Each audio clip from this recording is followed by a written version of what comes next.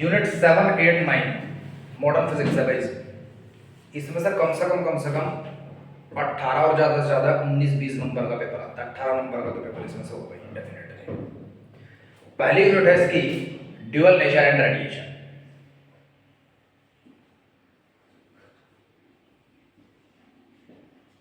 थोड़ा ना स्लोली पढ़ाऊंगा मैं, क्योंकि कुछ बच्चे ऐसे होंगे जो सिर्फ इसके दम पर पास हो जाते हैं, इस वीडियो के दम पे। ठीक है। ड्यूअल नेचर रेडिएशन में सबसे पहला फोटोन को स्टडी कीजिएगा। फोटोन क्या होता है? एक मासलेस एनर्जी का पैकेट जिसका मोशन में तो मास है, रेस्ट में रेस्ट मास 0 होता है, ना ही इसके ऊपर कोई चार्ज होता है, और इसे क्वांटा या फोटोन कहा जाता है। मिस्टर प्लैंक ने इसके बारे में एक्सप्लेन किया था। फोटोन के बारे में आपको क्या चीज याद रखनी है, ध्यान रखिएगा। नोट अ मटेरियल पार्टिकल, कोई मटेरियल पार्टिकल नहीं है,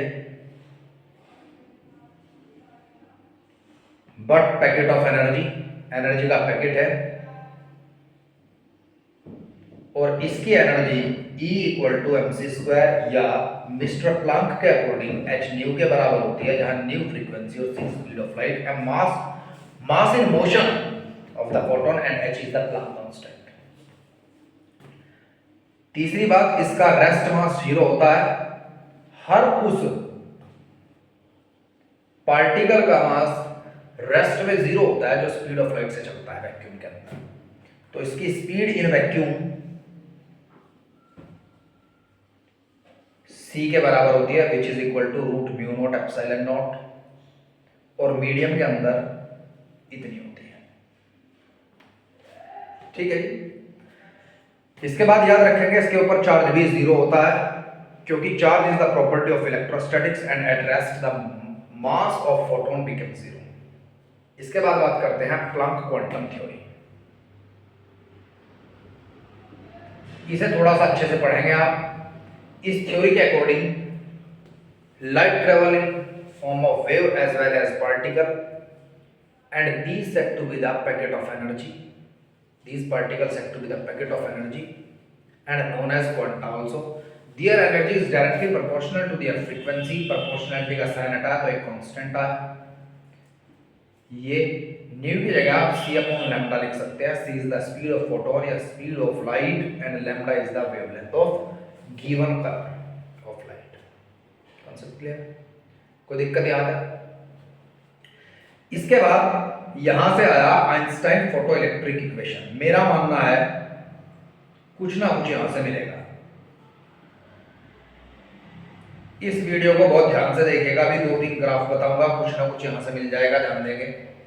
फोटो इलेक्ट्रिक इक्वेशन क्या कहती है? अकॉर्डिंग टू एल्बर्ट आइंस्टाइन, अगर एक मेरे पास फोटो मटेरियल है जिसके आप सोलर पैनल बनाते हैं, caesium is the most electropositive element. Caesium most electropositive element होता है, मतलब बेस्ट फोटो मटेरियल बनाया जा सकता है, क्योंकि वो मोस्ट इलेक्ट्रोपॉजिटिव होने का मतलब है बहुत तेजी से अपने इलेक्ट्रॉन्स को बाहर एमिट कर देता है। उससे इलेक्ट्रॉन निकालने के लिए बहुत ही कम एनर्जी की आवश्यकता होती है। किसी भी फोटो मटेरियल से इलेक्ट्रॉन्स बाहर निकालने के लिए जिस एनर्जी की आवश्यकता होती है उसे थ्रेशोल्ड एनर्जी या वर्क फंक्शन कहते हैं, और उसे फाई से रिप्रेजेंट करते हैं h ν0। Nu naught said to be the threshold frequency. It is the minimum frequency which is required to emit an electron from the photomaterial. ठीक है। सीजियम का वर्क फंक्शन 2.14 इलेक्ट्रॉन वोल्ट है। तो कई बार आपसे पूछा जाता है कि इसकी थ्रेशोल्ड फ्रीक्वेंसी किसके बराबर होगी। कभी भी वर्क फंक्शन दिया गया हो तो उसे सबसे पहले आप E को हटाएंगे, 1.610⁻⁻19 कूलम से मल्टीप्लाई करेंगे, और V को एज इट इज रख देंगे, ये जूल में कन्वर्ट हो जाएगा। अब आप work function is equal to h ν0 है, तो ν0 इज इक्वल्स टू आपके पास आया φ/h। मींस इस तरीके से आप थ्रेशोल्ड फ्रीक्वेंसी कैलकुलेट कर लेंगे। थ्रेशोल्ड फ्रीक्वेंसी की ऐसा यूनिट भी हर्ट्ज होती है, और वर्क फंक्शन की ऐसा यूनिट जूल, लेकिन इलेक्ट्रॉन वोल्ट में आपको दिया जाता है। एक यूनिट है इलेक्ट्रॉन वोल्ट। समझ आ गया? ठीक है जी। मान लीजिए किसी E = h ν एनर्जी का फोटोन किसी फोटो मटेरियल शीट से टकराया और उसने इलेक्ट्रॉन को बाहर निकालने के लिए इतना वर्क किया, तो बची हुई एनर्जी उस फोटोन की इस इलेक्ट्रॉन की काइनेटिक एनर्जी के अंदर कन्वर्ट हो जाएगी। एल्बर्ट आइंस्टाइन कहते हैं कि law of conservation of energy के अकॉर्डिंग इस इंसिडेंट एनर्जी को दो भागों में स्प्लिट कर दिया गया है फोटो मटेरियल से, और ये law of conservation of energy के अकॉर्डिंग बराबर होगा। यहां से kinetic energy of photo electron energy of photon minus work function के बराबर होगी। काइनेटिक एनर्जी किसी भी फोटो इलेक्ट्रॉन की उतनी ही अधिक होगी जितनी फोटोन की एनर्जी होगी, या मेटल प्लेट का वर्क फंक्शन कम होगा। K को K लिखा मैंने, इसे h न्यू, इसे h न्यू नॉट लिखा, तो K is equals to h nu minus nu nought. ये फोटो इलेक्ट्रिक इक्वेशन बनी जहां पर K is the kinetic energy of photo electron, h is the Planck constant, nu is the frequency of photon and nu nought is the threshold frequency. याद रखिएगा, किसी भी photo material से जो emit electron हुआ है उस इलेक्ट्रॉन को फोटो इलेक्ट्रॉन कहा जाता है। उसकी एनर्जी मतलब काइनेटिक एनर्जी उतनी ज्यादा होगी जितनी फोटोन की फ्रीक्वेंसी या एनर्जी होगी, उतनी कम होगी जितना ज्यादा थ्रेशोल्ड फ्रीक्वेंसी या थ्रेशोल्ड एनर्जी होगी फोटो मटेरियल की। तो अच्छा एक फोटो मटेरियल वो होता है जिसका वर्क फंक्शन कम से कम हो, और उससे निकलने वाले इलेक्ट्रॉन की काइनेटिक एनर्जी, और काइनेटिक एनर्जी को आप वेलोसिटी की फॉर्म में कन्वर्ट कर सकते हैं 1/2 mv² that is equal to h nu minus nu nought. Velocity अगर ज्यादा हो तो अच्छा फोटो मटेरियल होगा। अब सवाल देखेंगे किस तरीके से आएंगे। आपको कह दिया जाएगा कि एक फोटो मटेरियल है जिसका वर्क फंक्शन 2.14 इलेक्ट्रॉन वोल्ट है। फाई की वैल्यू आपको दे दी गई है 2.14 इलेक्ट्रॉन वोल्ट, और एक फोटोन गिरता है जिसकी फ्रीक्वेंसी 5.14 इंटू 10 की पावर 16 हर्ट्ज है इस फोटो मटेरियल के ऊपर। तो जो इलेक्ट्रॉन यहां से एमिट होगा कि नहीं, सबसे पहले देखना होगा कि नहीं। अगर इस फ्रीक्वेंसी की मल्टीप्लाई आप h से करते हैं तो आपके पास एनर्जी निकल करके आती है। इसे भी जूल में कन्वर्ट कर लेते हैं। अगर ये एनर्जी थ्रेशोल्ड एनर्जी मतलब वर्क फंक्शन से ज्यादा निकल करके आई तो एमिशन होगा। समझ आ गया 100%। या इस तरीके से निकाल सकते हैं आप, वर्क फंक्शन से आप थ्रेशोल्ड फ्रीक्वेंसी निकाल लेंगे। अगर ये फ्रीक्वेंसी थ्रेशोल्ड फ्रीक्वेंसी से अधिक आई तो एमिशन होगा। इस एमिशन को फोटो इलेक्ट्रिक एमिशन कहा जाता है, जो फोटोन की हेल्प से एमिशन होता है।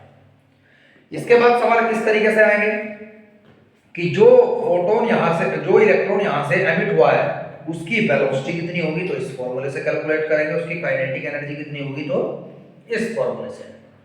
फिर इसके बाद एक टर्म होती है स्टॉपिंग पोटेंशियल। स्टॉपिंग पोटेंशियल इसे V नोट से रिप्रेजेंट करते हैं।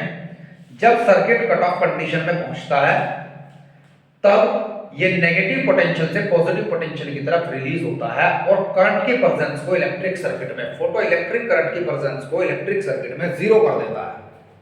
इसकी डायरेक्शन पेपर में पूछी जा सकती है। इसे कट ऑफ पोटेंशियल या नेगेटिव पोटेंशियल भी कहा जाता है स्टॉपिंग पोटेंशियल को। और इसकी डायरेक्शन सर्किट के अंदर माइनस से प्लस की तरफ होती है, और सेल के अंदर प्लस से माइनस की तरफ होती है।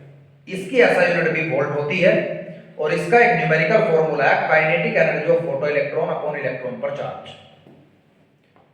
काइनेटिक एनर्जी को K कंसीडर कर लिया इलेक्ट्रॉन पर चार्ज की। अब यहां से इस न्यूमेरिकल में जो इलेक्ट्रॉन एमिट हुआ था उसकी काइनेटिक एनर्जी भी पूछ सकता है, उसकी वेलोसिटी भी पूछ सकता है, और ये भी पूछ सकता है कि वो जो इलेक्ट्रॉन निकला है उसे रोकने के लिए कितने स्टॉपिंग पोटेंशियल की आवश्यकता है। समझ आ गया? उस इलेक्ट्रॉन को रोकने के लिए इतने स्टॉपिंग पोटेंशियल की आवश्यकता होती है। मतलब उस इलेक्ट्रॉन की काइनेटिक एनर्जी आप ऊपर रखेंगे और इलेक्ट्रॉन के चार्ज से डिवाइड कर देंगे तो आपके पास स्टॉपिंग पोटेंशियल आ जाएगा। समझ आ गया? नेक्स्ट इसके बाद इंपॉर्टेंट क्या है कि स्टॉपिंग पोटेंशियल और फ्रीक्वेंसी ऑफ फोटोन या थ्रेशोल्ड फ्रीक्वेंसी के बीच का रिलेशन ध्यान देंगे। वहां से काइनेटिक एनर्जी का एक फॉर्मूला है, यहां आपके पास एक काइनेटिक एनर्जी का फॉर्मूला ये था। ये स्टॉपिंग पोटेंशियल है जो स्ट्रेट V है, ये जो मैंने लिखा है ये न्यू है। ये फ्रीक्वेंसी है थ्रेशोल्ड फ्रीक्वेंसी, दोनों को बराबर रखा। बराबर रखने पर यहां से मेरे पास एक रिलेशन निकला H/E new minus nu not. अब जरा ध्यान देंगे आप, क्या ध्यान देंगे आप,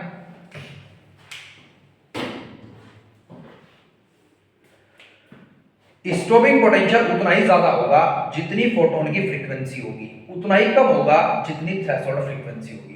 दिमाग लगा, फोटोन की फ्रीक्वेंसी ज्यादा तो फोटोन की एनर्जी ज्यादा, जिसकी एनर्जी ज्यादा वो ज्यादा काइनेटिक एनर्जी प्रोवाइड करेगा इलेक्ट्रॉन को। जितनी काइनेटिक एनर्जी ज्यादा होगी उसे रोकने के लिए उतनी ही फोटो इलेक्ट्रॉन की आवश्यकता, फोटो स्टॉपिंग पोटेंशियल की आवश्यकता ज्यादा होगी। तो ये रिलेशन याद रखेंगे आप, फ्रीक्वेंसी ऑफ फोटोन से काइनेटिक एनर्जी बढ़ती है फोटो इलेक्ट्रॉन की, वेलोसिटी बढ़ती है, तो फिर स्टॉपिंग पोटेंशियल को भी बढ़ना पड़ता है उन्हें रोकने के लिए। समझ आ गया?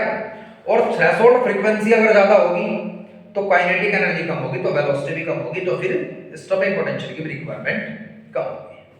समझ आ गया? इसके बाद हम आगे बात करते हैं स्लोप से रिलेटेड।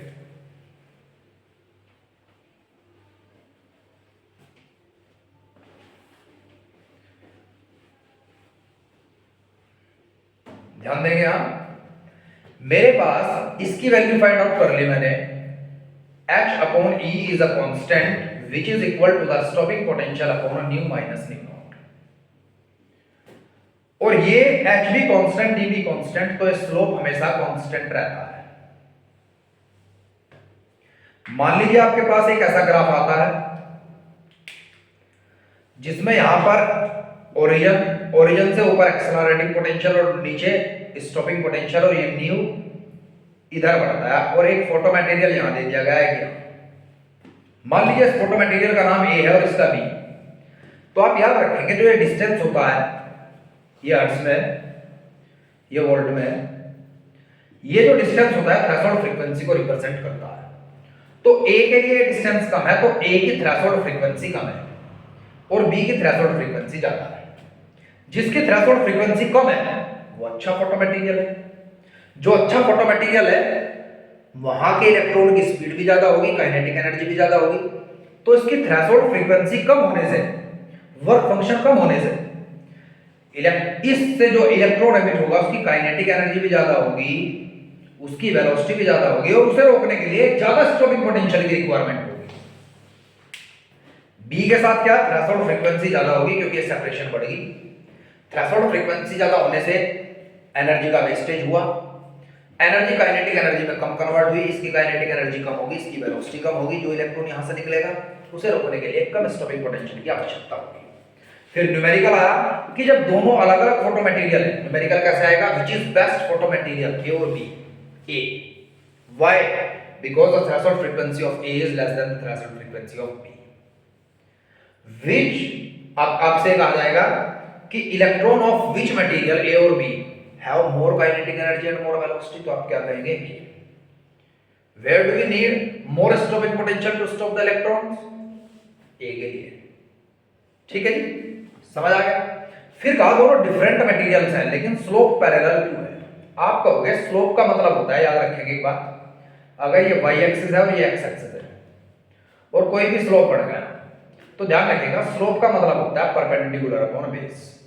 यहां परपेंडिकुलर में क्या लिखा हुआ है, वोल्टेज, और बेस पर फ्रीक्वेंसी, तो वोल्टेज फ्रीक्वेंसी, ये दोनों का फ्रैक्शन किसके बराबर है, h अपॉन e। h भी कांस्टेंट, d भी constant, that's why slope is constant. आप कहेंगे क्योंकि ये स्लोप h अपॉन e को रिप्रेजेंट करता है, बिल्कुल इस तरीके से लिखें, which is a constant term, that's why the slope of both different material is parallel. समझ आया। इसके बाद एक इस तरीके से ग्राफ है कुछ, इसके न्यूमेरिकल्स कैसे करेंगे, यहां पर वोल्टेज दिया गया है, अगर पॉजिटिव एक्स एक्सिस पर है तो ये एक्सेलरेटिंग पोटेंशियल और ये स्टॉपिंग पोटेंशियल होता है। यहां पर साफ साफ लिखा गया है I5, I3, I2 आपके बुक्स में, ठीक है, ऐसा एक न्यूमेरिकल है सिंपल पेपर में भी। आपको कहा गया है कि इस ग्राफ से आपको क्या समझ आया, इस ग्राफ से मुझे एक समझ आया, I5 का मतलब है इंटेंसिटी या करंट। करंट देखो, सुनो मेरी बात, जरा बात ध्यान से समझेंगे आप। अगर मैं आइंस्टाइन फोटोइलेक्ट्रिक इक्वेशन का एक पोस्टुलेट पढ़ता हूं, उसमें लिखा है कि एक फोटोन एक ही इलेक्ट्रॉन को एमिट करेगा, लेकिन फोटोन इलेक्ट्रॉन को कब एमिट करेगा, जब frequency of the photon will be greater than the threshold frequency. पहली बात, ये ग्राफ अगर I को मैं करंट कंसीडर करूं तब सही है जब frequency of the photon is greater than the threshold frequency. Concept clear. ये बात 100% सही है कि इंटेंसिटी ऑफ फोटोन जितनी ज्यादा होगी उतना ही रिवर्स सैचुरेशन, उतना ही करंट बढ़ेगा, फोटो इलेक्ट्रिक करंट बढ़ेगा। फोटोन 100 हो गए तो 100 फोटोन 100 इलेक्ट्रॉनों को एमिट करेंगे और 100 इलेक्ट्रॉन करंट पैदा करेंगे, सीधी बात है। अब लेकिन कब? जब frequency of photon is greater than the threshold of frequency. अगर गिवन नहीं है और कहा गया है कि इंटेंसिटी ऑफ फोटोन करंट पर, फोटो इलेक्ट्रिक करंट पर कैसे निर्भर करता है, तो आप कहेंगे intensity of photon is directly proportional to,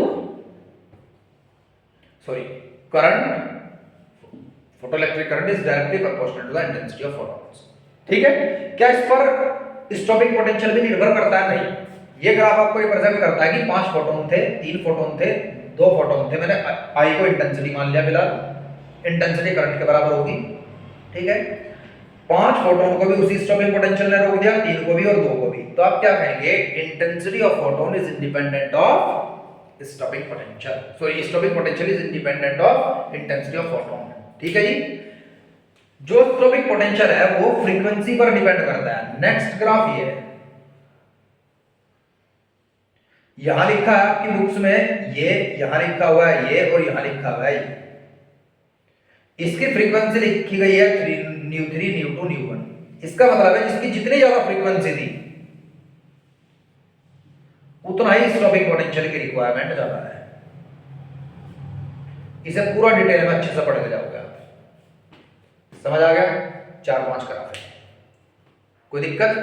इसके बाद बात करते हैं डी ब्रोगली हाइपोथेसिस की। वैसे इस तरीके का क्वेश्चन आने के पूरे चांस है, ध्यान दीजिएगा। 8th यूनिट ओवरलैप हो जाती है 7th यूनिट के साथ। कब? जब आपको यह बात कहा जाता है हाइड्रोजन एटम के 3rd या 2nd एक्साइटिंग स्टेट से ग्राउंड स्टेट में एक इलेक्ट्रॉन आया, उस इलेक्ट्रॉन ने एक फोटोन एमिट किया, वो फोटोन एक सीजियम प्लेट या किसी फोटो मटेरियल के ऊपर गिरा, क्या वो एमिशन पैदा करेगा? तो ये देखना है कि एमिशन कब होगा? जब फोटोन की फ्रीक्वेंसी या फोटोन की एनर्जी उसके वर्क फंक्शन से ज्यादा होगा। ठीक है जी, मान लीजिए फोटोन की एनर्जी वर्क फंक्शन से ज्यादा है तो एमिशन होगा। फिर सेकंड स्टेप लिखा होगा, अगर एमिशन होगा तो जो इलेक्ट्रॉन एमिट हुआ है उसकी काइनेटिक एनर्जी फाइंड कीजिएगा, उसकी फ्रीक्वेंसी फाइंड कीजिएगा, उसे रोकने के लिए स्टॉपिंग पोटेंशियल फाइंड कीजिएगा। ठीक है, समझ आ गया? अगर नहीं होगा तो ये लिखा होगा कि नहीं होगा। मान लीजिए नहीं होगा, ये सिचुएशन है। ठीक है, फिर कहा उसमें कि इस इलेक्ट्रॉन को किस ऑर्बिट में से जंप करना चाहिए था, किस ऑर्बिट से जंप करना चाहिए था कि एमिशन हो जाए। समझ रहे हैं आप मेरी बात? तब आप जो वर्क फंक्शन देखते हैं आप, या तो उसके बराबर एनर्जी हो, एमिशन तो होगा लेकिन काइनेटिक एनर्जी 0 हो जाएगी ऐसी कंडीशन में, या फिर ये सिचुएशन। तो जितनी भी आपको जो भी वर्क फंक्शन दिया गया, मान लीजिए 2.14 इलेक्ट्रॉन वोल्ट दिया है, तो आप क्या कहेंगे? It must be greater than और equal to that 2.4 electron volt. Concept clear? उसने कहा है किस ऑर्बिट से होना चाहिए, तो ऑर्बिट कैलकुलेट कर लेंगे, -13.6 upon n square equal to e से। समझ आ गया मैडम? आपके समझ आ गया? ठीक है जी। अब इसके बाद चलते हैं de Broglie hypothesis. De Broglie hypothesis क्या कहता है कि चलते हुए पार्टिकल के चारों तरफ वेव्स एसोसिएट हो जाती हैं, और जो वेव एसोसिएट होती हैं वो वेव उस पार्टिकल के मोशन को बैलेंस करती हैं। We are not able to see them by the naked eyes because the wavelength of these waves is very short and inversely proportional to the linear momentum of the particle। क्या कहता है कि आप उन waves को देख नहीं सकते। देख क्यों नहीं सकते? क्योंकि उनकी वेवलेंथ बहुत छोटी होती है। और छोटी क्यों होती है? क्योंकि उनकी wavelength inversely proportional to the linear momentum होती है। इसे हाइपोथेसिस क्यों कहा गया? इसे हाइपोथेसिस इसलिए कहा गया, मोशन के कारण तो वेव पैदा हुई, और मोशन है तो मोमेंटम है, और मोमेंटम ही वेवलेंथ को छोटी करता है, मतलब डिसअपियर करता है वेव को। तो इसलिए इसे हाइपोथेसिस की श्रेणी में रखा गया कि मोशन के कारण जो वेव पैदा हुई है वो मोशन के कारण ही पैदा हुई है। मोशन के अंदर जो वेव, जो एनर्जी थी उसके कारण वेव पैदा हुई है। अभी पक्का स्पष्ट नहीं हुआ है। ठीक है जी। अब उसका डेरिवेशन करने के लिए आप फोटोन की एक एनर्जी का फॉर्मूला रखेंगे और दूसरा फोटोन की एनर्जी का फॉर्मूला रखेंगे, दोनों को बराबर रख देंगे। रखने के बाद इसे c upon lambda M C square, C से सी कट गया, ये बन गया एम सी मतलब लीनियर मोमेंटम। तो lambda is equals to H upon P. Wavelength of the particle is inversely proportional to the linear momentum of the particle. समझ आ गया? डेफिनेटली इससे रिलेटेड कोई क्वेश्चन होंगे। मान लीजिए आपको कहा गया है कि एक इलेक्ट्रॉन चलता है, एक प्रोटॉन चलता है, दोनों का सेम लीनियर मोमेंटम है, तो वेवलेंथ की रेशियो क्या होगी? तो 1:1 होगी। क्या होगी? 1:1 होगी, क्योंकि फिर तो कांस्टेंट ही हो गया सब। उसने कहा कि वेलोसिटी सेम है, तो आप इस फॉर्मूले को वेलोसिटी तक स्प्लिट करेंगे। जब वेलोसिटी सेम होगी, h तो सेम है, तो wavelength inversely proportional to m आया।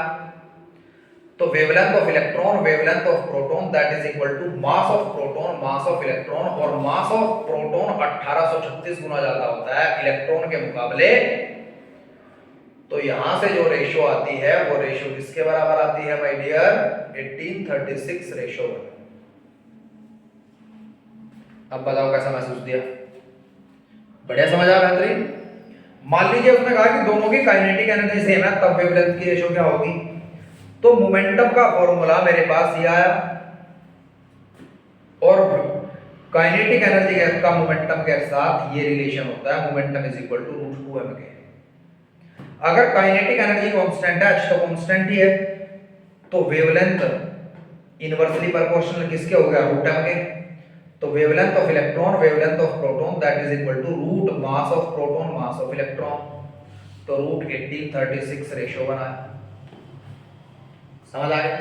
मान लीजिए उसने कहा they are accelerating by the same potential, same potential से एक्सेलरेट किए गए, तब क्या होगा?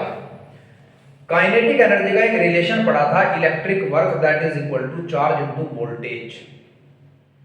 अगर सेम वोल्टेज से एक्सेलरेट किया जाता है तो इस फॉर्मूले को आप थोड़ा सा इस तरीके से मोल्ड कर देंगे, lambda is equal to h upon 2m q into v। v यहां वेलोसिटी या वॉल्यूम रही है, ये वोल्टेज है।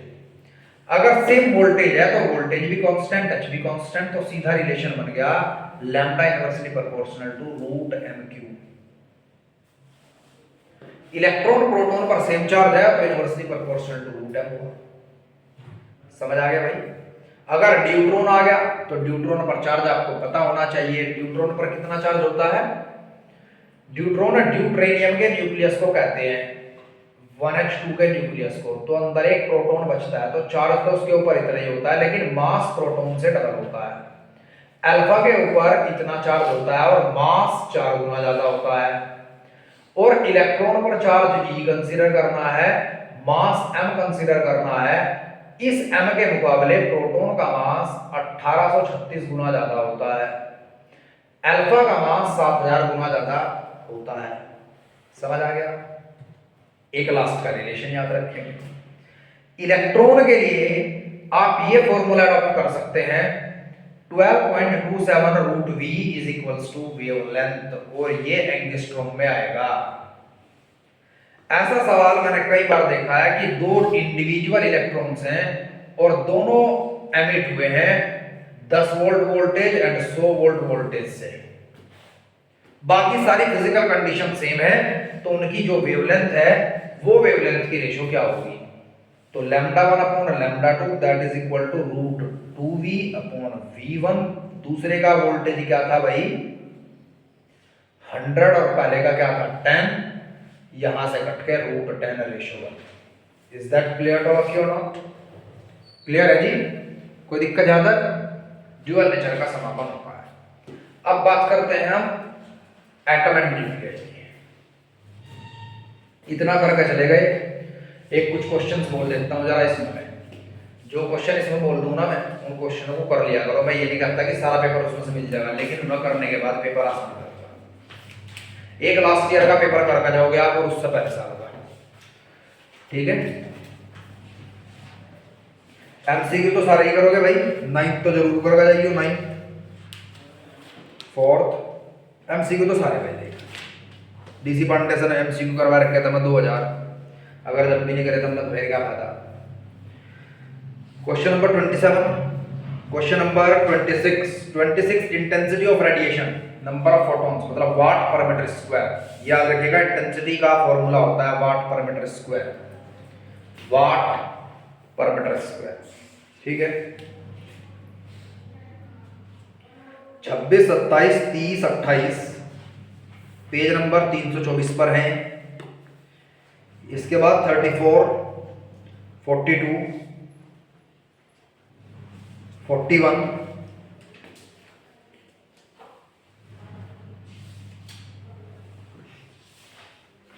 45,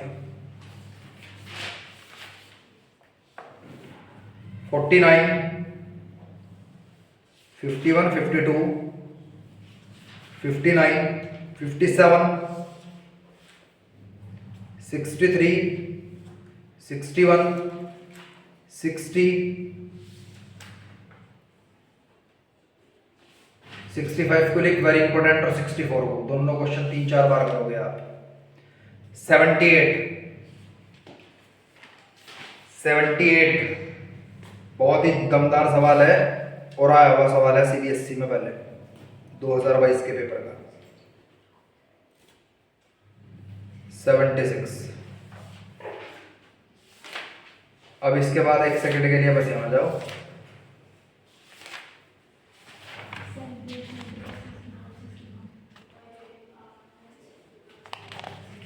इसमें 6 क्वेश्चन बताऊंगा, 6 के 6 क्वेश्चन कर लीजिएगा, इसमें से कुछ ना कुछ फंस जाएगा आपको। क्वेश्चन नंबर 9 एमसीक्यू सारे, एमसीक्यू सारे पेज नंबर आ जाओ 341। क्वेश्चन नंबर 9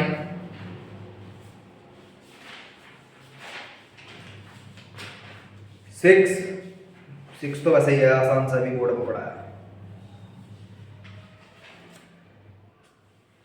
12, 30,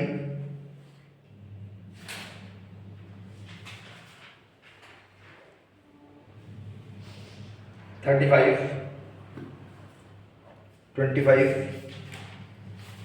19 जैसा ही पीछे, 19, 20 एक जैसे ही है, पीछे चले गए ऐसे क्वेश्चन। ठीक है, 32,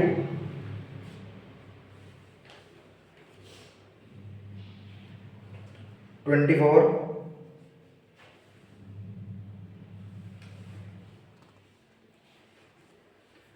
31।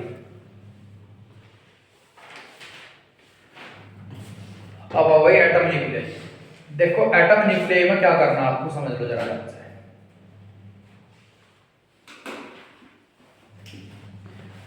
थॉमसन मॉडल का ड्रॉबैक पता होना चाहिए हर बच्चे को, पता है? थॉमसन मॉडल ना तो अल्फा स्कैटरिंग एक्सपेरिमेंट को एक्सप्लेन कर पाया, ना हाइड्रोजन स्पेक्ट्रम को एक्सप्लेन कर पाया। फिर रदरफोर्ड आए। रदरफोर्ड की थ्योरी के अंदर आपको एक तो डिस्टेंस ऑफ क्लोजेस्ट अप्रोच का डेरिवेशन पूरा प्रॉपर करना है, एक इंपैक्ट पैरामीटर पढ़ना है। ठीक है, मैं एक बार आपको बता देता हूं किस तरीके से तैयारी करेंगे आप।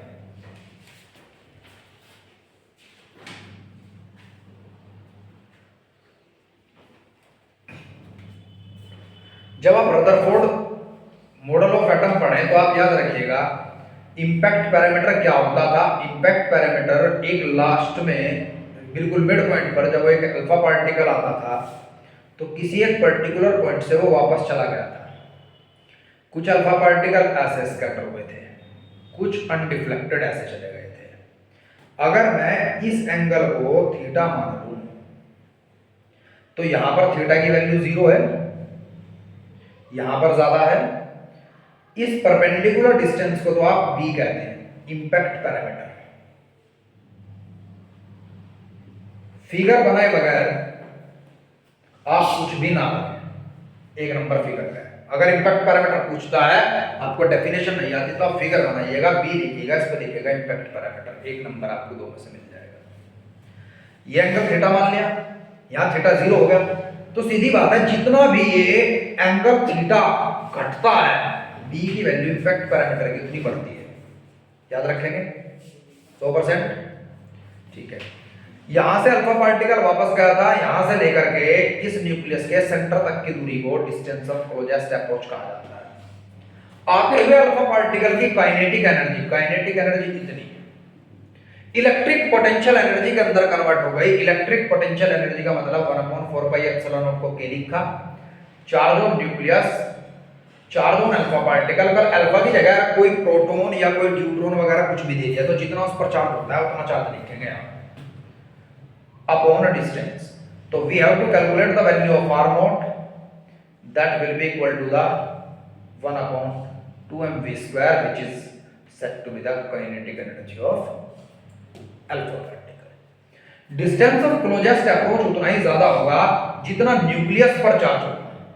न्यूक्लियस पर चार्ज उतना ही ज्यादा होगा जितना न्यूक्लियस के अंदर प्रोटॉन्स की संख्या ज्यादा होगी। And inversely proportional to the kinetic energy of the incident particle, वो अल्फा पार्टिकल हो चाहे प्रोटॉन चाहे न्यूट्रॉन।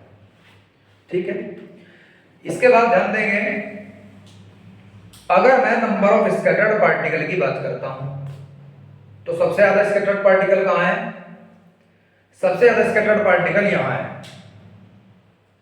अगर मैं यहां से लेता हूं, इस थीटा को भूल जाओगे जरा, यहां बिल्कुल स्ट्रेट तो सबसे ज्यादा अल्फा पार्टिकल्स गए थे। सबसे ज्यादा अल्फा पार्टिकल कहां गए थे? बिल्कुल स्ट्रेट में। समझ आ गया?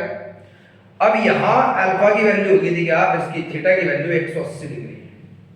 180 डिग्री पर नेगेटिव में 8000 में से एक अल्फा पार्टिकल गया था। कितने पार्टिकल गए थे? तो आपके पास कभी भी स्कैटर्ड पार्टिकल के लिए आता है एंगल बनाने के लिए कि सबसे ज्यादा अल्फा पार्टिकल्स कहां थे? सबसे ज्यादा अल्फा पार्टिकल वहां थे जब थीटा की वैल्यू क्या थी?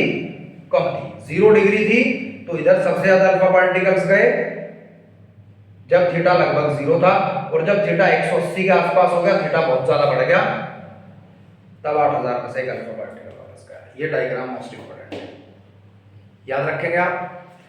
इसके बाद एक ये रिलेशन आपको बताया गया था, इंपैक्ट पैरामीटर का फॉर्मूला याद रखेंगे आप। इंपैक्ट पैरामीटर के फॉर्मूले के बाद कुछ इंपॉर्टेंट क्वेश्चन बताऊंगा, वो बाद की बात है, पहले यहां से देखो आप सभी। अब इसका ड्रॉबैक क्या था भाई? ना तो ये बता, ये हाइड्रोजन स्पेक्ट्रल सीरीज को नहीं बता पाया। मेन ड्रॉबैक तो आप ये रखेंगे, ना ये बता पाया कि जब इलेक्ट्रॉन न्यूक्लियस के चारों तरफ घूमेगा स्टैटिक्स फिजिक्स के अकॉर्डिंग, तो वो एक दिन न्यूक्लियस के अंदर क्यों नहीं गिरेगा। ये नहीं बता पाया कि जब इलेक्ट्रॉन एक अपने स्टेबल ऑर्बिट के अंदर होता है वहां अपनी एनर्जी को रेडिएट नहीं करता। It could not explain the spiral path of the electron around the nucleus. ठीक है, यहां से आप Bohr's model of atom, Bohr's model of atom पर सबसे ज्यादा पेपर आता है। इसके 3 पोस्टुलेट थे कि इलेक्ट्रॉन को बैलेंस करेगा सेंट्रीपिटल फोर्स और इलेक्ट्रोस्टैटिक फोर्स मिलकर, charge on nucleus charge on electron upon R square. Electron का मोमेंटम, एंगुलर मोमेंटम जहां nh/2 पाई का इंटीग्रल मल्टीपल होगा, जहां n की संख्या 1 2 3 की फॉर्म में होगी, वहां पर इलेक्ट्रॉन स्टेबिलिटी गेन करेगा, उसे किसी एनर्जी की रिक्वायरमेंट नहीं होगी घूमने के लिए। तीसरा, जब इलेक्ट्रॉन बाहर के ऑर्बिट से आएगा, बाहर के ऑर्बिट की एनर्जी को हायर एनर्जी लेवल मानते हैं और अंदर की में कम होती है एनर्जी, तो बाहर से जब अंदर आएगा तो अपनी एनर्जी को एक फोटोन की फॉर्म में निकाल देगा, और फोटोन की फॉर्म में इस तरीके से इक्वेशन बन गई। ये 3 पोस्टुलेट थे। मान लीजिए आपसे कहा गया कि find expression for the radius of the Bohr's stationery orbit, तो आपको सिर्फ इन पोस्टुलेट्स का यूज करना है। और किस तरीके से निकालेंगे जरा ध्यान देंगे। आपको कहा गया रेडियस निकालनी है, क्या? तो mv² अपॉन r के 1/4 पाई एप्सिलॉन नॉट न्यूक्लियस पर चार्ज, इलेक्ट्रॉन पर चार्ज अपॉन r स्क्वायर, इस इक्वेशन का यूज करेंगे। फिर mvr is equal to nh/2 pi, इस इक्वेशन का यूज करेंगे। कहा रेडियस निकालनी है तो यहां से वेलोसिटी निकालेंगे, और इसे यहां रख देंगे इस इक्वेशन में। समझ गया? इस वैल्यू को यहां पर रख देंगे। अब मेरे पास m n² h² upon 4 pi square m square r square that is equals to किसके बराबर हुआ? kZe² अपॉन r, और r से r कट गया तो r इज इक्वल्स टू किसके बराबर आया मेरे पास?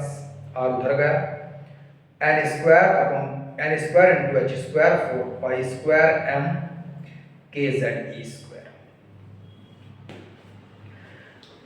नंबर ऑफ ऑर्बिट थोड़ा सा बढ़ता है तो रेडियस बहुत तेजी से बढ़ती है। अगर नंबर ऑफ ऑर्बिट की रेशियो 1:2 है सेम एटम के लिए, तो रेडियस की रेशियो किसके बराबर होगी? इसके स्क्वायर के डायरेक्टली प्रोपोर्शनल होगी, 1:4। ठीक है जी, समझ आ गया? आपको क्या करना है, आपको हाइड्रोजन के ग्राउंड स्टेट की रेडियस याद रखनी है कितनी होती है। फिर आपको कहा कि सेकंड एक्साइटिंग स्टेट की, ये बात याद रखिएगा, 0.53 into n² is the formula for the radius of nth orbit। Ground state कितने एंगस्ट्रॉम और बाकी आप वैल्यू याद रखेंगे। ये दिया गया है आपका पेज नंबर 352 पर सबसे ऊपर लिखा गया है बोहर्स रेडियस 0.53 एंगस्ट्रॉम। हाइड्रोजन के लिए जेड की वैल्यू 1 है, इसलिए वहां जेड की वैल्यू नहीं लिखी गई, याद रखेंगे। अगर आपसे कहा गया है कि वेलोसिटी फाइंड कीजिए, वेलोसिटी, तो वेलोसिटी के लिए इस रिलेशन में आप क्या करेंगे, रेडियस निकालेंगे r, और r निकालने के बाद यहां पर रख देंगे और आपके पास वेलोसिटी का फॉर्मूला आ जाएगा। हाइड्रोजन की ग्राउंड स्टेट में ये स्पीड होती है इलेक्ट्रॉन की c/137, c is the speed of light. आपसे कहा गया है फ्रीक्वेंसी निकालिए, तो फ्रीक्वेंसी कैसे निकलेगी, time period of revolution of electron that is equal to 2πr/v। v की वैल्यू आपने यहां से निकाल ली, पुट दिस वैल्यू हियर, आपके पास टाइम पीरियड निकलेगा, जस्ट उसका उल्टा फ्रीक्वेंसी होती है, तो फ्रीक्वेंसी निकाल देंगे। फ्रीक्वेंसी निकल गई, omega is equal to 2πf, उसकी मल्टीप्लाई 2π से करके एंगुलर फ्रीक्वेंसी निकाल लेंगे। समझ आ गया? तो एक खेल की तरह चल रही फिजिक्स बिल्कुल पूरे प्रॉपर, समझ आ गया ना? ठीक है। अब इसके बाद टोटल एनर्जी ऑफ इलेक्ट्रॉन निकालना है जी मुझे। टोटल एनर्जी का डेरिवेशन महत्वपूर्ण है, कुछ ना कुछ तो वहां से आएगा, इसे बहुत ही प्रॉपरली समझेंगे, बिल्कुल प्रॉपरली समझाऊंगा आसान लैंग्वेज में, जिस तरीके से अभी पढ़ा है।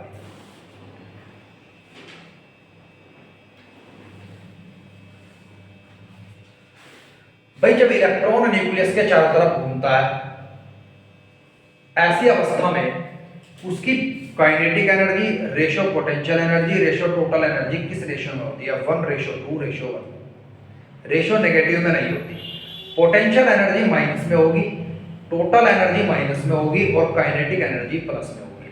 अगर काइनेटिक एनर्जी की वैल्यू x है तो टोटल एनर्जी की वैल्यू -x होगी और पोटेंशियल एनर्जी की वैल्यू -2x होगी। यह बात आप याद रखेंगे, इसे हम प्रूव भी करेंगे।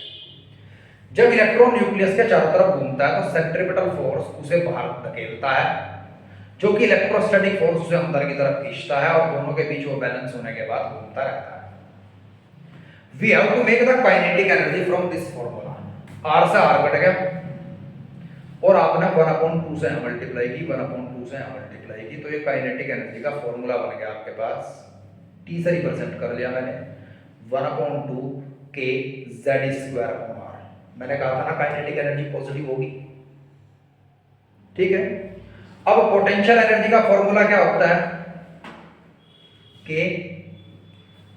Charge on nucleus, charge on electron, और वो नेगेटिव में होती है, अपॉन डिस्टेंस। ये नेगेटिव में आई, मैंने कहा था कि नेगेटिव होती है। और ध्यान दें यहां 2 से मल्टीप्लाई हो रखी है डिनोमिनेटर में और यहां नहीं हो रखी, इस आप इस तरीके से लिख लो, एक जैसे सही फॉर्मूले दिखाई देंगे आपको। तो हेंस प्रूव्ड काइनेटिक एनर्जी से डबल होती है पोटेंशियल एनर्जी। दोनों को मैंने ऐड कर दिया, ये प्लस का हाफ है, ये माइनस का 1 है, तो टोटल एनर्जी जो मेरे पास आई प्लस और माइनस को ऐड करने के बाद -1/2 kz² आई।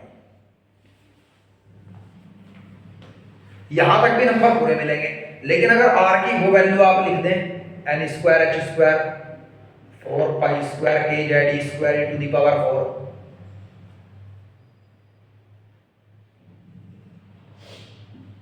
ये वैल्यू जब आप यहां रखते हैं और रखने के बाद h की वैल्यू को 6.63 × 10⁻34, k की वैल्यू 9 × 10⁻9 न्यूटन मीटर स्क्वायर पर कूलम स्क्वायर, और इलेक्ट्रॉन पर चार्ज 1.6 10 की पावर -19 और पाई की वैल्यू 3.14 लिखते हैं, तो आपके पास फॉर्मूला बन जाता है total binding energy of electron is equals to कितने electron volt. For H atom hydrogen के लिए Z की वैल्यू 1 होती है और एनर्जी का formula -13.6 upon n square electron volt लिखा जाता है। अब इसे थोड़ा डिस्कस करते हैं। न्यूमेरिकल्स किस प्रकार के आएंगे, एक तो ये रेशियो आप याद रखेंगे,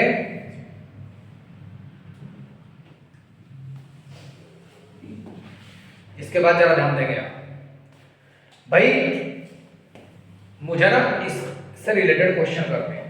सबसे पहले आप रखो हाइड्रोजन का एटम है, हाइड्रोजन का वैलेंसी एक होता है, तो इस पे एक इलेक्ट्रॉन है, वैलेंसी इलेक्ट्रॉन। वैलेंसी सेल को ग्राउंड स्टेट कहा जाता है।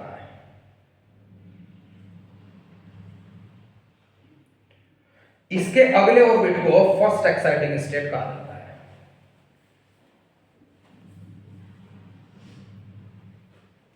उसके अगले ऑर्बिट को सेकंड एक्साइटिंग स्टेट हो कहते हैं। तो n की वैल्यू जब 1 होगी हाइड्रोजन के लिए तो ग्राउंड स्टेट, ये फर्स्ट एक्साइटिंग स्टेट, ये सेकंड एक्साइटिंग स्टेट। कहा कि find the ratio of the binding energy of electron in ground and third exciting state. तो energy is inversely proportional to n square. तो energy in ground state, energy in second exciting state मतलब third orbit, that is equal to n3 upon n1 का square.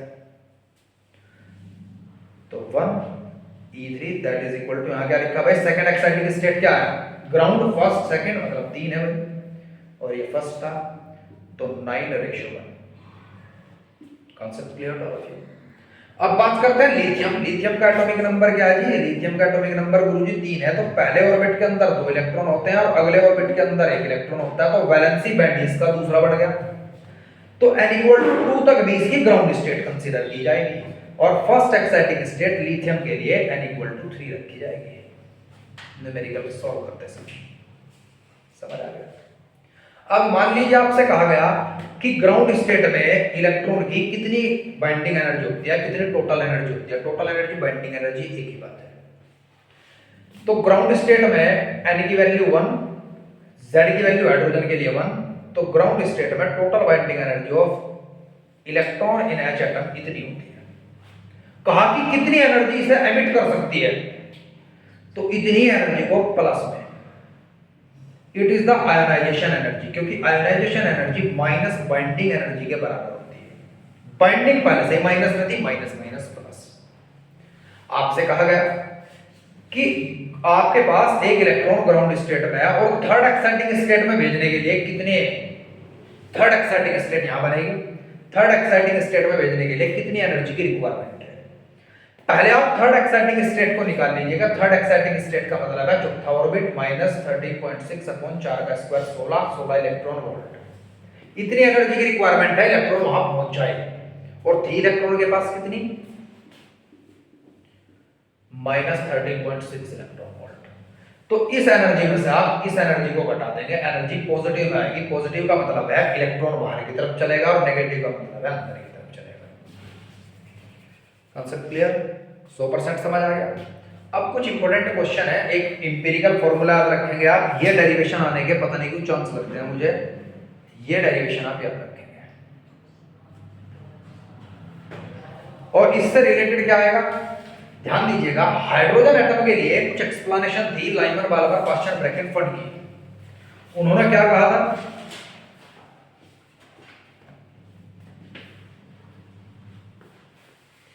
कि जब, पहले देखो hydrogen spectra क्या है, जब आप लगभग 0 प्रेशर और हाई इलेक्ट्रिक फील्ड में एक एटॉमिक गैस को रखते हैं, तब आपको स्पेक्ट्रल सीरीज प्राप्त होती है, जिन्हें देखा था बाल्मर ने, क्योंकि बाल्मर विजिबल रीजन की बात करते हैं। यह बात बिल्कुल गलत है कि सबसे पहले बाल्मर ने ही डिस्कवरी की थी। ठीक है, समझ आ गया। अगर ये हाइड्रोजन का न्यूक्लियस है, ये फर्स्ट ऑर्बिट है, ये सेकंड ऑर्बिट है, ये थर्ड ऑर्बिट है, फोर्थ ऑर्बिट है, फिफ्थ ऑर्बिट है और ये nth ऑर्बिट है, अगर ऐसा है, तब अगर बाहर के किसी भी ऑर्बिट से इलेक्ट्रॉन फर्स्ट ऑर्बिट के अंदर आता है, हाइड्रोजन के फर्स्ट ऑर्बिट के अंदर आता है, तो जो स्पेक्ट्रल सीरीज बनेगी उसे लाइमन सीरीज कहा जाता है। क्या कहा जाता है? Lyman series. सेकंड ऑर्बिट से आए कि तीसरे से आए कि फोर्थ से आए, फिफ्थ से आए या nth से आए, तो ये लाइमन सीरीज। याद रखिएगा, Lyman Balmer Paschen Brackett Pfund series. Lyman के लिए इनर सेल की वैल्यू 1, बाल्मर के लिए 2, 3, 4, 5 और आउटर सेल की वैल्यू अगले डिजिट से स्टार्ट होती है। याद रखेंगे।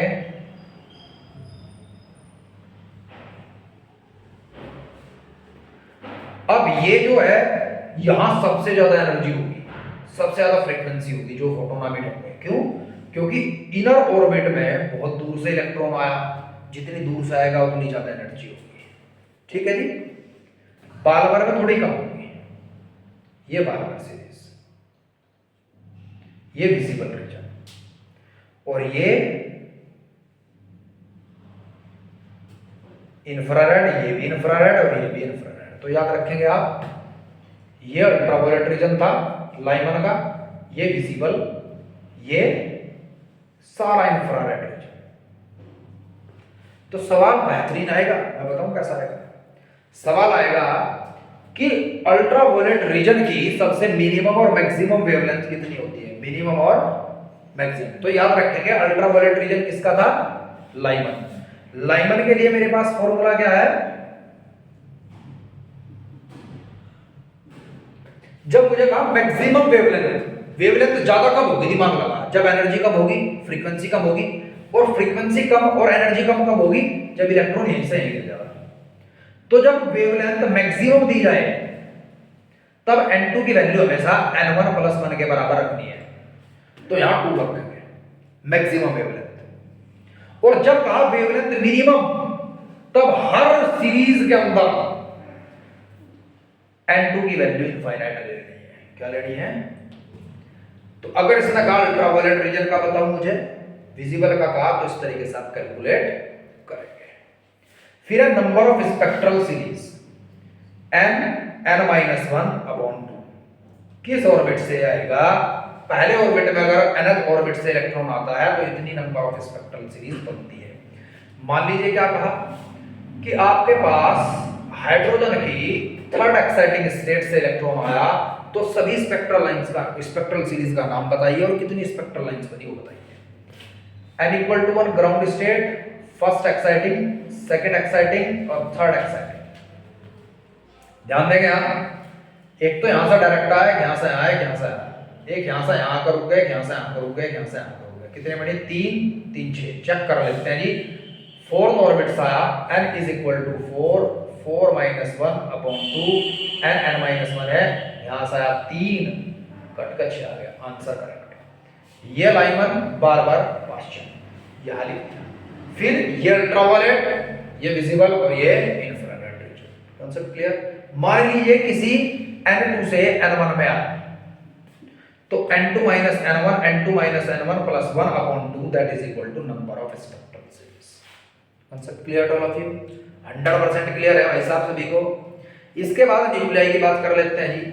न्यूक्लियाई के अंदर देख क्या है, समझो जरा ध्यान से। इलेक्ट्रॉनिक्स कराऊंगा आज शाम को 4 बजे लाओ। आज पूरे दिन से पढ़ो अच्छे से, कल एक बार आइए सुबह। इलेक्ट्रॉनिक्स कल कराऊंगा, कल तो 2 ही तारीख है, फिर 3 की पूरी मिल रही, 4 में पेपर है बस। एक तो ये डेरिवेशन आ सकता है, show that the nuclear density is independent of atomic mass. Nuclear density is independent of atomic mass, या फिर आपसे ये कहा जा सकता है कि ये दर्शाइए, ये दिखाइएगा कि न्यूक्लियर डेंसिटी कांस्टेंट रहती है। तो आपको ध्यान रखना है, density is equal to mass upon volume. Mass of nucleus, number of nucleons, into mass of one nucleon upon 4/3 πr³। किसी भी न्यूक्लियस का रेडियस उसके एटॉमिक मास की 1/3 पावर के डायरेक्टली प्रोपोर्शनल होता है। कैसे होता है? साइज ऑफ द न्यूक्लियस उतना ही ज्यादा होगा जितनी वॉल्यूम, और वॉल्यूम उतनी ज्यादा होगी जितना एटॉमिक मास।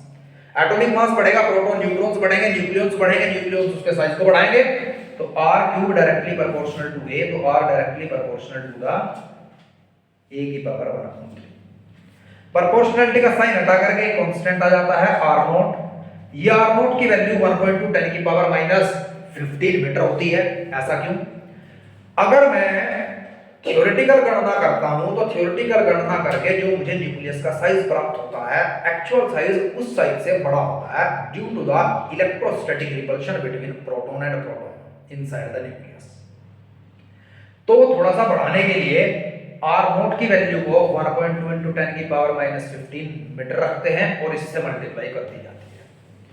तो दो न्यूक्लियस की रेडियस निकालने का आसान तरीका है, उनका एटॉमिक मास रखा और उसकी पावर 1/3 कर दी, निकलेगा। तो इस आर क्यूब को मैं आर नॉट इंटू ए की पावर 3 लिख सकता हूं, 1/3 का क्यूब, क्योंकि इसका क्यूब होगा फिर इसका क्यूब, ये क्यूब से 1 हो जाएगा, ए आ जाएगा, यहाँ ए कट गया। Hence proved nuclear density is independent of atomic mass। समझ आ गया? जब आप इसकी वैल्यू 1.66 10 की पावर -27 kg रखेंगे, आर नॉट की वैल्यू आप ये रखेंगे, पाई की वैल्यू 3.14 रखेंगे, तो ये वैल्यू आपको 2.29 × 10 की पावर 17 kg पर मीटर क्यूब के आसपास आएगी। ये 23 हो सकता है, चेक कर लीजिएगा सोल्व करके। ठीक है, समझ आ गया आपको? बढ़िया समझ आया, बेहतरीन। इसके बाद आपको पता होना चाहिए एटॉमिक मास इसे कहते हैं, एटॉमिक नंबर इसे कहते हैं। समझ गए ना? सवाल आया पॉइंटिंग एनर्जी के लिए डेरिवेशन, ध्यान रखते। एक प्रोटॉन का मास मैंने मान लिया mp, तो और एक न्यूट्रॉन का इतना और मास ऑफ न्यूक्लियस इतना। तो न्यूक्लियस के अंदर टोटल मास ऑफ प्रोटॉन कितना होगा? Number of proton into mass of proton.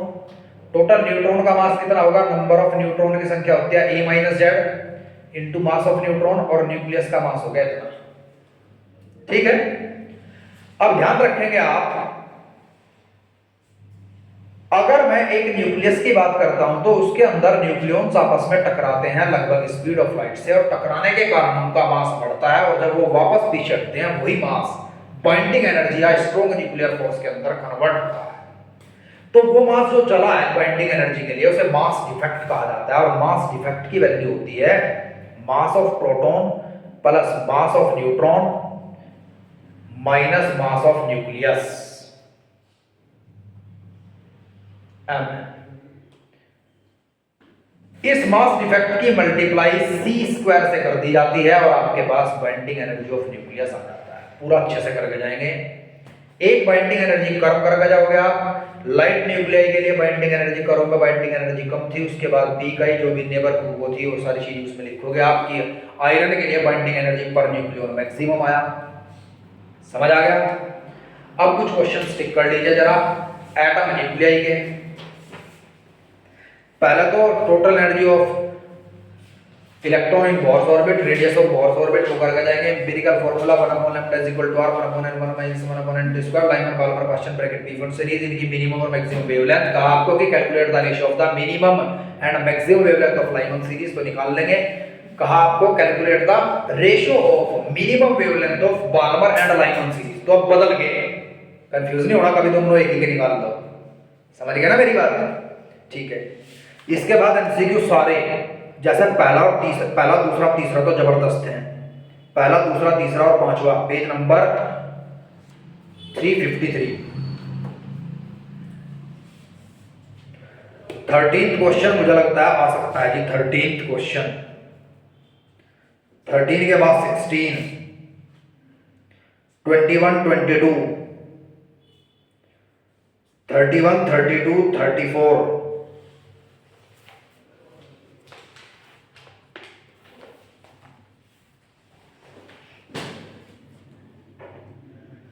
44, 45, 51, 46, page number 355, 53, 356 पर, 56, 58, 61, 64, 63, इतना कर दिया ना। और एक 59, कुछ नहीं छूटने का आपसे। एक केस स्टडी कर लियो भाई। 68,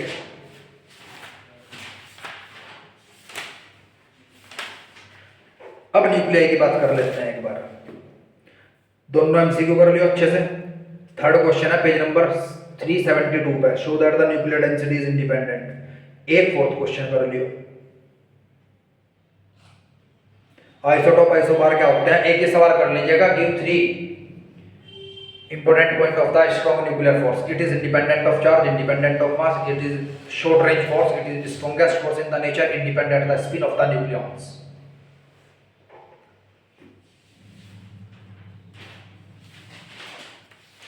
सेवंथ क्वेश्चन भाई इंपोर्टेंट है 372 पर। इसके बाद सारे एमसीक्यू 375 के सारे, खासतौर पर फिफ्थ क्वेश्चन। एक चीज याद रखिएगा, मेरे पास एक एक्स है, ये 2 और 4 लिखा हुआ है, वही है ये 3 और 5 लिखा हुआ है। याद रखिएगा ये चीज, मैं आपको नोट्स बनाते समय भी समझा चुका। अगर ए की और जेड की वैल्यू इवन होती है तो स्ट्रॉन्ग न्यूक्लियस होता है, और अगर वो होती है तो वीक न्यूक्लियस होता है। ठीक है जी, इसकी बाइंडिंग एनर्जी ज्यादा होगी, इसकी कम। फिर ध्यान रखेंगे आप, ये सिर्फ लाइट न्यूक्लियाई के लिए एप्लीकेबल है। जो बड़ी न्यूक्लियाई है उसमें दोनों की संख्या इवन, और a minus Z number of neutrons की संख्या प्रोटॉन से अधिक होनी चाहिए। समझ आ गया? फॉर एग्जांपल Fe का एटॉमिक नंबर 26 शायद है ना, 26, और एटॉमिक मास 56, मतलब a की वैल्यू वहां 56 है और 26 z की वैल्यू है, और a माइनस जेड की वैल्यू 30 है। तो z भी इवन, a माइनस जेड भी इवन, और a minus Z is greater then z, वो भी कंडीशन सेटिस्फाई। इसके बाद क्वेश्चन नंबर 9, ध्यान दीजिएगा, मेरी बात समझे जरा ध्यान से। मान लीजिए आपके पास कोई एक रिएक्टेंट ही है, रेडियोएक्टिव आइसोटॉप कोई भी, और ये 2 या 2 से ज्यादा चीजों में टूट गया, और यहां से एक अमाउंट ऑफ एनर्जी जनरेट हुआ है, इसे फाइंड करना है आपको। तो इस मास में से इन दोनों के मास को आप माइनस करेंगे, मास माइनस करने के बाद c² से मल्टीप्लाई कर देंगे, ये जूल में आपको आंसर आ जाएगा। समझ आ गया? ये 9th क्वेश्चन मैंने टिक कर दिया, Q वैल्यू कहते हैं इसे, याद रखेंगे आप। 11 12 दोनों क्वेश्चन इंपॉर्टेंट हैं, 17 15 और 29 क्वेश्चन आएगा, इस पर लिख आएगा 29 आएगा, 28 कर लिए, 27 कर लिए, सीधा सा है। एक चीज, ऐसे क्वेश्चन आप लोग छोड़ देते हैं जी। ये क्वेश्चन है क्या, suppose we found the fusion. Fusion क्या होता है भाई? फ्यूजन में 2 छोटी न्यूक्लियाई एक बड़ी न्यूक्लियाई बनाती है, जैसे कि स्टार्स पर रिएक्शन होती है, और फ्यूजन में एक बड़ी न्यूक्लियाई 2 छोटी या 2 से ज्यादा छोटी न्यूक्लियाई में कन्वर्ट होती है, जैसे कि यूरेनियम स्प्लिट होना, इनटू 2 न्यूक्लियाई, एक ये बन गया। और आपसे Q अमाउंट ऑफ एनर्जी पूछा गया, ध्यान दीजिएगा, इसके मास में से इसके 2 मास को सब्सट्रैक्ट करके डेल्टा फाइंड करेंगे और c² से मल्टीप्लाई कर देंगे। 27वां क्वेश्चन, ऐसा ही 31वां, ऐसा ही 34वां, 34 35 पर लिख, वेरी इंपॉर्टेंट। 35 99% रिपीट हो सकता है, 42 रिपीट होने के पूरे चांस हैं,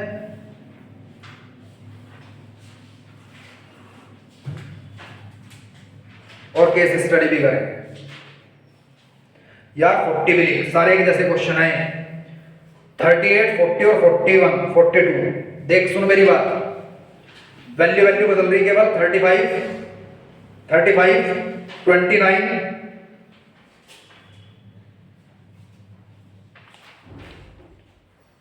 38 40, इनमें से एक क्वेश्चन रिपीट होगा। एक क्वेश्चन है भाई 24 25, इन 2 में से एक रिपीट होने के पूरे चांस है। आज पूरे दिन में से आप लपेट दोगे अच्छे से। इलेक्ट्रॉनिक्स कल पढ़ाऊंगा, मुझे लगता है रेक्टिफायर नहीं तो फॉरवर्ड और रिवर्स कैरेक्टरिस्टिक पीएन जंक्शन की रिपीट होगी। ठीक है जी। और एक इस तरीके से डायरेक्ट पूछ ली जाएगी कि ये फॉरवर्ड बाइसिंग में है कि रिवर्स बाइसिंग में है। ठीक है, यूनिट माइनस है। 8th यूनिट तक जिस बच्चे के पास होने के आसार नहीं, वो एक तो ऑप्टिक्स करेगा। तो ऑप्टिक्स में जो जो बताया गया, ये नहीं कि रट्टे मारी बैठी हुई याद करती है आपको न्यूमेरिकल भी। एक unit 5, unit 6, unit 7, unit 8, unit 9, बस इन पर ध्यान देगा। बाकी परसों बताऊंगा क्या करना। That's all.